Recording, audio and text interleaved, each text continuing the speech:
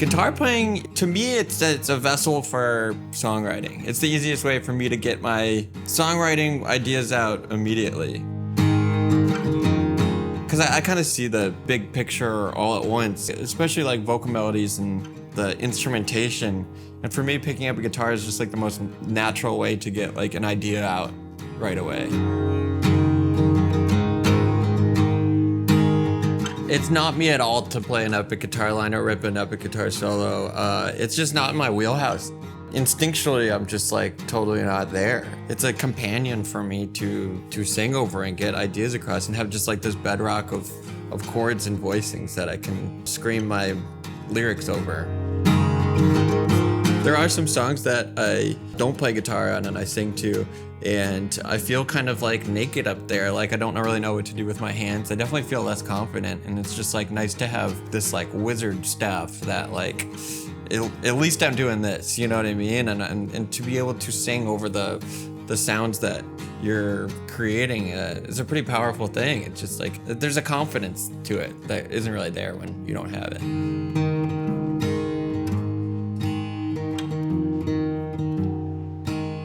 But I started playing guitar to just basically not do, you know, like I didn't want to do my homework, so I'd pick up a guitar instead, and I didn't want to read. It always has been an amazing distraction for me, but like a really rare one where the distraction is actually super productive because it ended up being my career.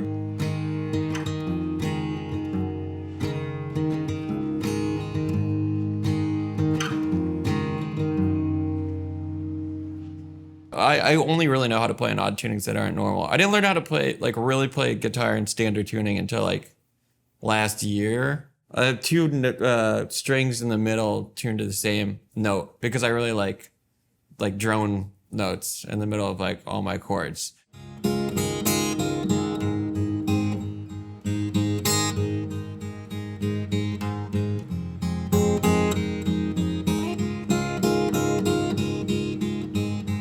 Chord voicings are the things that like draw me to music and what I try and like attach the most to my writing. So whatever makes it easier for my hands to make the specific voicings that I want, I'll tune my guitar to that.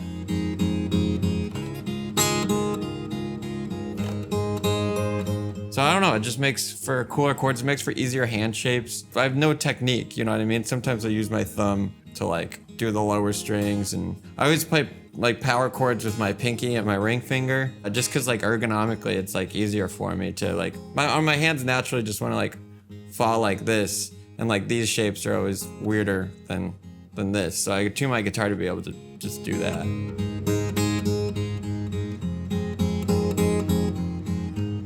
I figured that like a thicker gauge string was a lot easier intonation-wise for the tunings that I had. And because I'm not like bending much and I'm not playing many leads and I'm mostly just like doing downstrokes and playing chords and making sure that those like voicings can really come alive, having the thicker gauge strings has helped a lot.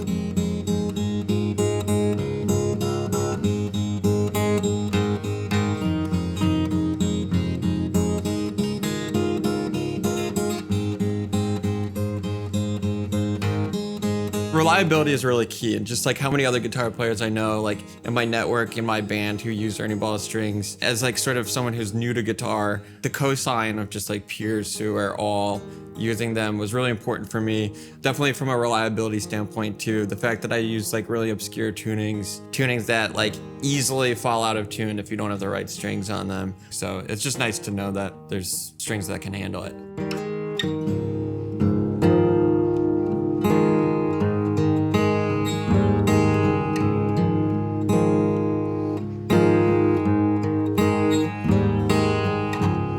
What drew me to being a songwriter is that you have the freedom to not follow any of the rules because you're not playing other people's songs, you're playing your own music, you're creating something from scratch. So I don't know, it's pretty liberating to realize you can do whatever you want. There's no rules, you can tune the strings to whatever note you want, you can use whatever fingers you want as long as you're not hurting yourself. And it's been nice for me, you know what I mean? It's just like kind of how I do things.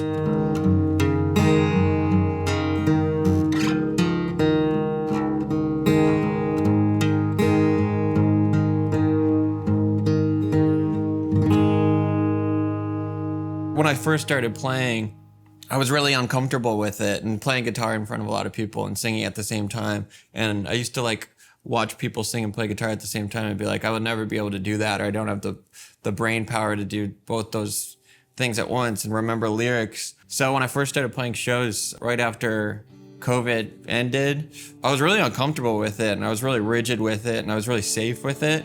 And that's probably one of the reasons why I gravitate so much towards like drone notes and stuff. It's because my music's so droney that you can just like play downstrokes on like one note and allow the bass to change underneath it.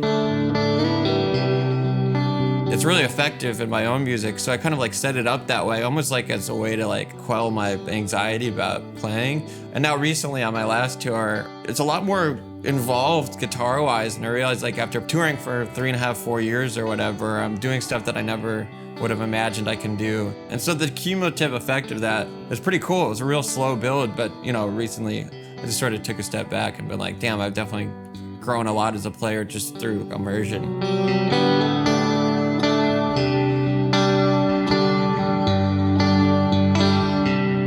I'm a big Moon and Antarctica guy, and then We Have the Facts and We're Voting Yes by Death Cab. Like, I think those are my two most formative albums, especially with guitar playing. Flight of the Conchords for sure was an early comedy influence. Portlandia is a huge influence on me. Modest Mouse, Death Cab for Cutie are probably the two most influential bands on my sound. Just in my formative high school years, that's what I was listening to the most. You know, Isaac Brock has such a lackadaisical and unique and just true to him style of playing guitar that, again, doesn't really follow the rules of guitar playing, especially melodically. I'm really into the idea that like only he can do certain things, and if anyone else did it, it would be really weird. I think something like that can only happen if you're not following like normal song structure, normal guitar playing.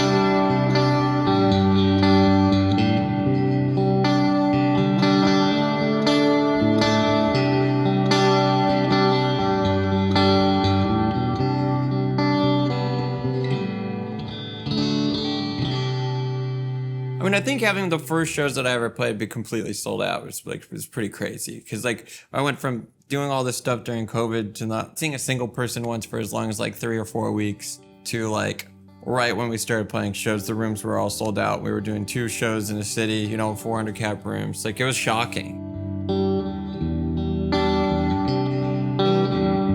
The first show we played was in Chicago. It was at a venue called Subterranean. It was packed with a room full of people, and they were all singing every lyric back to me. It was the only thing that made it real. Because at that point, like, I had 1 million followers on TikTok or whatever, but it still seemed fake.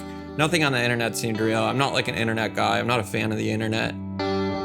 What I would strive for is to create as much separation from my career from social media as possible. Because I mean, it's a crazy thing to have like your success in your job and your product be you, and have the only way to market it be like on your phone, which is the thing that I think is like destroying the entire planet. So it's just weird cognitive dissonance that goes on from being your own product and then having to use this like horrible poisonous thing to you know, to be successful in it, but you have to do this and you're trying to be your authentic self. And I mean, I'm so grateful for my career and everything's so awesome, but there is this thing where I'm just like, you know, there are certain people who reach a level in their career where they can divorce themselves from the iPhone of it all. It takes a lot to get there, but I think it's a goal worth striving for.